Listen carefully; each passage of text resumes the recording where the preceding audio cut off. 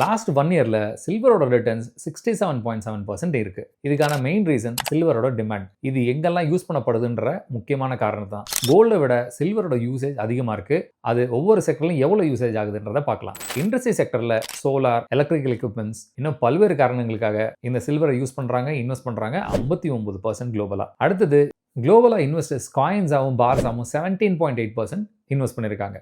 எப்போவுமே மக்களுக்கு ஃபேவரட்டான ஜுவல்லரியிலையும் 17.1% இன்வெஸ்ட் பண்ணியிருக்காங்க.